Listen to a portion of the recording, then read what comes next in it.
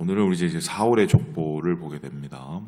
특별히 사울의 족보는 이 사무엘 상에 나온 그 족보와 그런 일들을 이제 다 축약해서 이제 나타내고 있는데, 신기한 것은 이 역대기와 사무엘서의 이제 큰 차이가, 사무엘서는 사울에 대한 큰 비중을 가지고 내용을 다루고 있거든요. 뭐 예를 들어서 사울이 어떻게 맨 처음에 하나님 앞에서 픽업이 되었는지, 그리고 왕이 됐었을 때 어떤 일이 있었는지, 그리고 그가 어떻게 하나님 앞에서 그 왕의 기회를 박탈당했는지, 뭐 이런 이 기승전결이 이제 정확하게 드러났습니다. 그런데 신기한 것은 역대기에서는 사울의 이야기가 망한 얘기만 나옵니다. 죽은 얘기만 나옵니다. 그리고 사울의 그 마지막 장면만 회고하고 있습니다.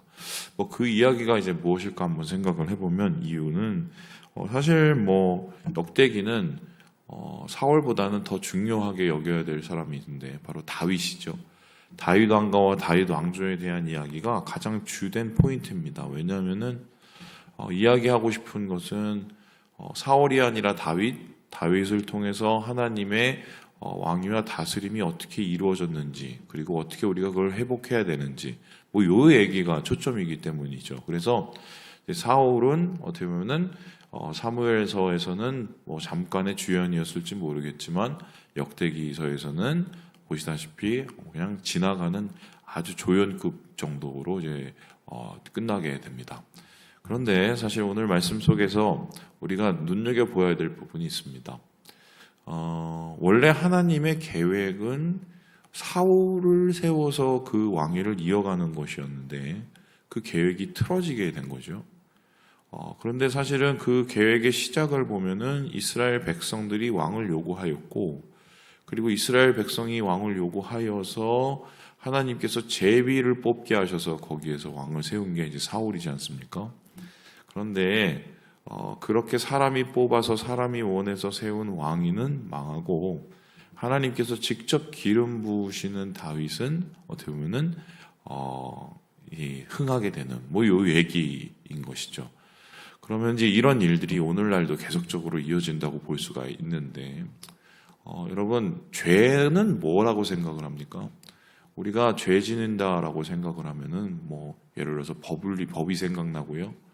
법을 어기면 죄죠. 그리고 죄를 생각했었을 때 우리는 남에 대해서 뭔가 좋지 않은 일을 하면 그게 또 죄라고 생각을 하기도 하고요. 근데 성경에서 말하는 죄는 되게 본질적으로 다릅니다. 죄의 시작을 보면 알 수가 있는데, 법이 있죠? 그 법은 뭐냐면 하나님께서 에덴 동산에서 뭘 먹지 말라고 그랬습니까? 아담한테? 선악과 따먹지 말라고 그랬습니다. 그죠? 선악과를 따먹지 말라는 법을 아담이 어긴 거죠. 그러면 역시 죄는 법을 어기는 건가?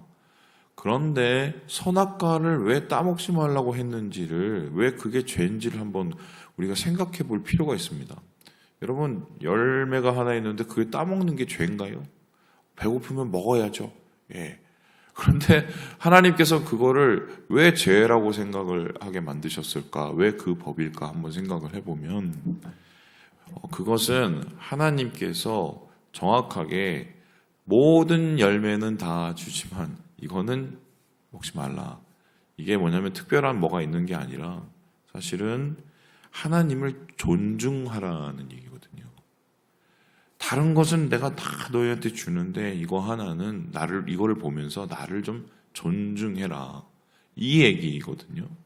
그런데 그럼에도 불구하고 하와나 아담이 그 선악과를 따먹었다는 것은 뭐냐면 하나님을 존중하지 않았다는 겁니다. 그럼 죄는 하나님을 존중하지 않는 건가? 그럼 또 그 본질 한번 더 살펴보죠. 왜 하나님을 존중하지 않았을까요? 하나님을 존중하지 않은 이유는 무엇이냐면은 뱀이 와갖고, 옛뱀이죠. 지금 저기 호암사에 올라갈 때 나타나는 그 뱀이 아니라 그냥 옛뱀입니다. 옛뱀이 나타나서 뭐라고 얘기합니까? 그거 먹으면은 니네들이 눈이 밝아져. 하나님처럼 돼. 요 얘기를 듣고 어떻게 보면은 아담과 하와가 먹은 거죠. 그러면 핵심적인 얘기는 아담과 하와가 선악과를 먹은 얘기는 하나님이 거짓말을 했어? 이것도 맞지만 정확하게 표현하면 이거 먹고 뭐가 되고 싶었어요? 하나님이 되고 싶었던 거예요. 하나님이 된다는 건 뭐냐면 자기 삶에 자기가 내 맘대로 사는 걸 뜻해요. 내가 내 삶의 주인. 좀 더 나가면 내가 누구의 삶의 주인. 그리고 좀 더 나가면 내가 세상의 주인. 이게 바로 죄입니다. 죄는 내가 주인이 되는 거예요. 하나님이 나를 만드시고 세상을 만들었다는 것을 인정하지 않고 내가 주인이 돼서 내 맘대로 사는 게 그게 바로 죄입니다. 그래서 그런 의미에서 봤었을 때 이 사울의 나라는 왜 망할 수밖에 없나? 사울의 망가진 모습을 보면 되는데 첫 번째 망가진 거는 사무엘 못 기다리고 자기가 스스로 제사장이 돼서 제사 드리고 블레셋하고 싸우려고 그랬죠. 예, 거기에서 물어봤더니 왜 그랬냐고 그랬더니 너무 긴박해서 어쩔 수가 없었습니다. 둘러댔습니다. 두 번째 죄는 뭡니까? 하나님께서 이제는 아예 딱 찍어주셔서 아말렉하고 가서 싸워서 진멸시키려고 얘기를 했는데 어떻게 했어요? 가갖고 이기기는 했지만은 진멸시키지도 않고 왕도 데리고 오고 다 데리고 옵니다. 양도 데리고 오고 다 데리고 오죠. 왜 그랬냐고 물어봤더니 뭐라고 그럽니까? 하나님한테 좋은 거 바치려고 그랬다고 뻥을 치죠. 그래서 사무엘이 그 중심을 쪼개서 물어보니 뭐라고 그럽니까? 사람들이 나를 하도 쪼아서 내가 거기에 못 이겨서 이렇게 했습니다. 그것도 거짓말이었죠. 진짜 거짓말은 진짜 진심은 뭐였나요? 하나님은 그렇게 얘기했지만 자기가 판단해서 자기가 옳은 대로 하고 싶었던 겁니다. 한마디로 이 죄라는 것은 스스로 하나님이 되는 거예요. 그래서 사울이 왜 망했느냐? 오늘날 왜 사울의 나라들은 망할 수밖에 없느냐? 거기에 하나님이 주인 되심이 없기 때문입니다. 내가 하나님을 주인으로 인정하고 내 삶을 하나님과 함께 동행하고 하나님의 다스림 안에 주면 그것은 어찌됐든 저쨌든 좀 실수를 해도 나중에는 다시 하나님 안에서 회복이 됩니다. 대표적인 경우가 다윗이죠. 다윗 보세요. 엉망진창 되죠. 나중에 남의 여자 뺏고 그리고 여러분 그 다윗의 특기이자 취미가 뭔지 압니까? 남의 여자 뺏기예요. 아비가일 남의 여자죠. 미갈 여기도 결국 자기랑 결혼했다가 다른 남자한테 결혼을 또 갔는데 또 뺏어오지 않습니까? 이 남의 여자 뺏는 남자 대표적인 남자가 이 다윗인데 그거를 하나님께서 얼마든지 벌하실 수 있었는데 나중에는 어떻게든 저떻게든 뜯어 고쳐서 말리고 갖다 놓잖아요. 그 이유가 뭡니까? 한 가지인데 다윗이 하나님께서 너 일로 와. 너 똑바로 못해?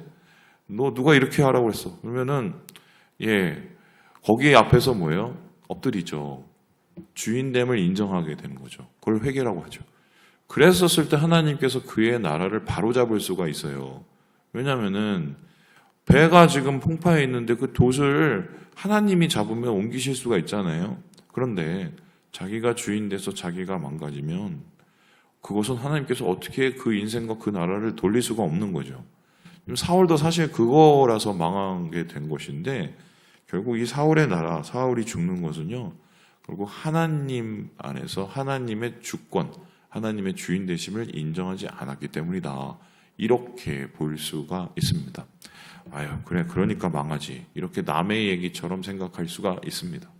근데 오늘 말씀을 보면은 사울의 그 최후를 통해서 좀 섬뜩한 것을 몇 가지를 발견하게 되는데요. 우리 함께 13절의 말씀을 먼저 읽어보도록 하죠. 우리 같이 한번 13절 말씀을 읽어보겠습니다. 시작. 사울이 죽은 것은 여호와께 범죄하였기 때문이라. 그가 여호와의 말씀을 지키지 아니하고 또 신접한 자에게 가르치기를 정하고. 지금 이 역대기 기자는 사무엘서에 나와 있는 세 가지의 사울의 실수 중에 그 두 가지는 그냥 날려버리고 마지막에 실수를 이제 얘기하고 있습니다. 이게 그만큼 사울이 죽을 가장 큰 이유였다는 것입니다. 그런데 여기에서 신접한 여인을 만나는 것을 이제 이야기하고 있죠. 그런데 이거 참 재밌습니다. 한번 생각을 해보세요. 자, 사울이 신접한 여인을 이제 엔돌에 있는 신접한 여인을 만나러 이제 갑니다. 한마디로 거기에서 이제 뭐 점을 보러 가는 거죠. 예, 참 부끄러운 얘기지만 교회 다니면서 점 보시는 분들이 있더라고요.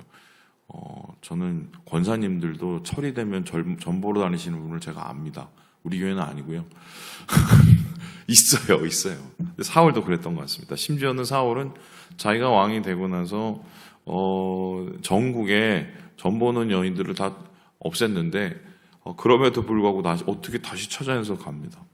그렇다면 나쁜 짓인 건 맞겠는데 흥미로운 게 엔돌에 있는 여인을 만나러 갔을 때 신접한 여인을 만나러 갔었을 때 사울이 누구를 불러냅니까? 기억나시나요? 누구를 불러내죠? 사무엘을 불러냅니다. 그래서 사무엘 귀신이 나옵니다. 그쵸?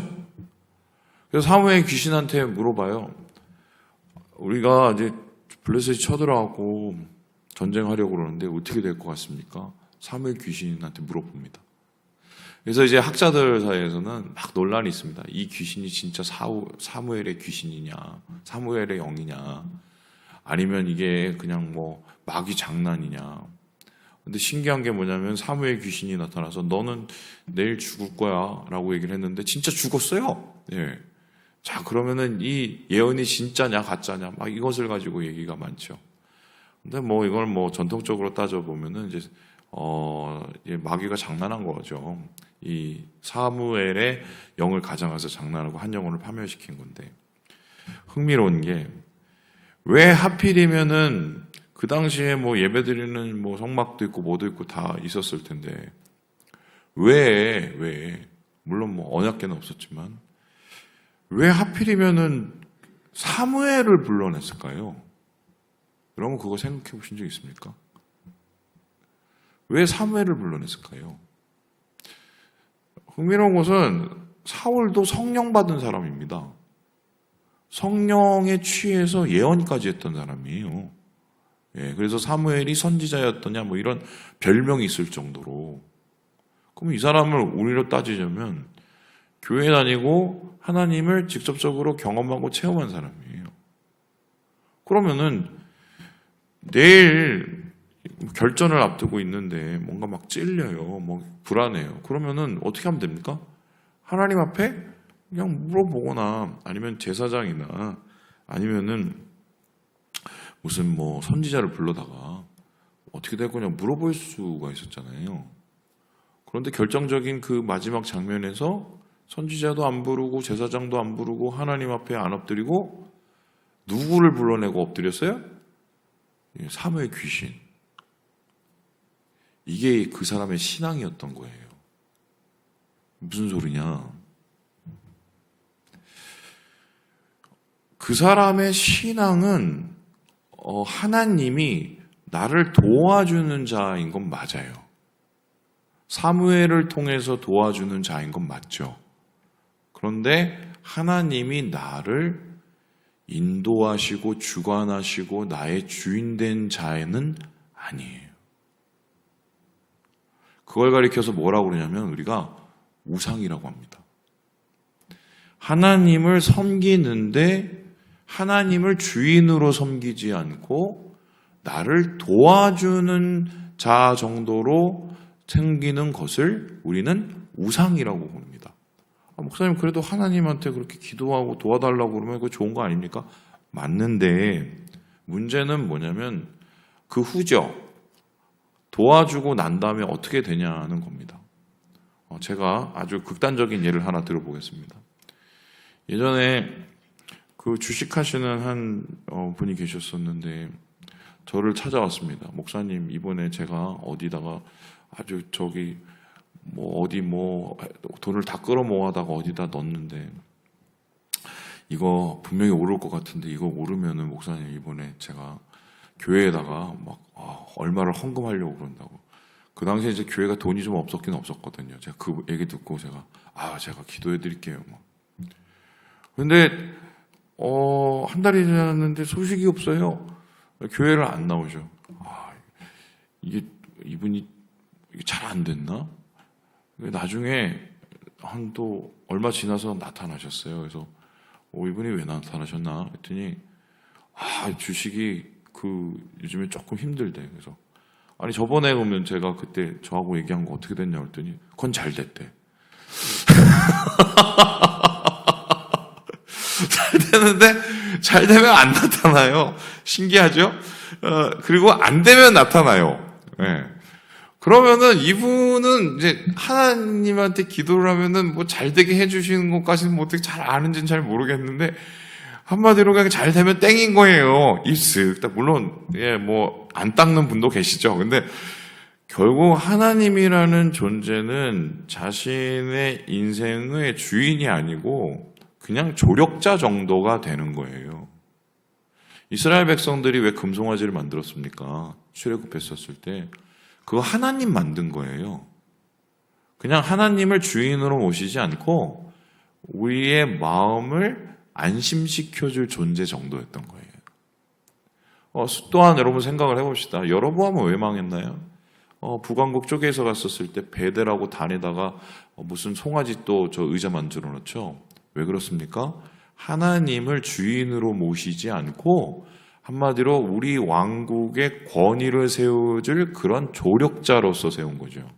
마찬가지로 사무엘을 귀신을 부르는 건 뭐냐면 자기가 직접 하나님 앞에 서려니까 찔리는 게 맞는 거죠. 잘못한 게 꽤 있잖아요.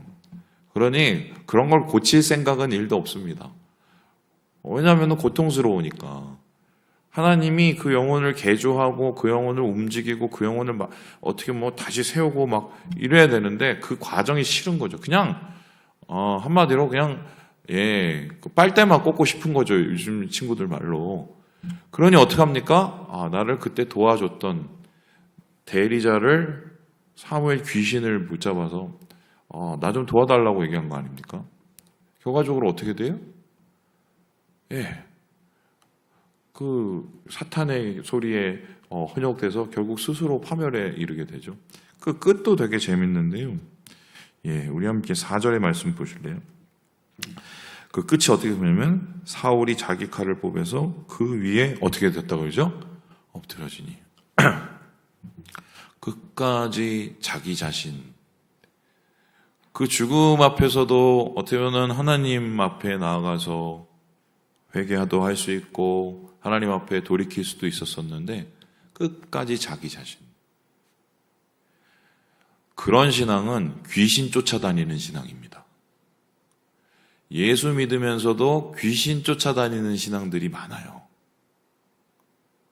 진짜 하나님을 주인으로 모시지 않고 하나님을 그냥 나를 도와주시는 정도로 생각을 하고 뭐 이런 거죠. 하나님께 자꾸 마음을 주시는데 하나님 그건 아니야. 그건 아니야. 그건 건들지 마세요. 그건 여기 안 돼. 요것만. 요런 마음은 쉽게 설명하면 귀신 쫓아다니는 신앙이라고 보시면 됩니다. 뭐 저도 사실 뭐 안 그러겠어요. 사람이란 게 이렇죠. 근데 웃긴 게요. 여기 이 끝에 이 비참한 이 모습을 14절에 이렇게 얘기를 하는데요. 여호와께 묻지 아니하였으므로. 이거를 바꿔서 얘기하면은 하나님을 주인으로 여기지 아니하였으므로 라는 말이에요. 말씀을 마칩니다. 우리 사랑하는 여러분, 주님이라고 우리가 부릅니다. 그렇죠?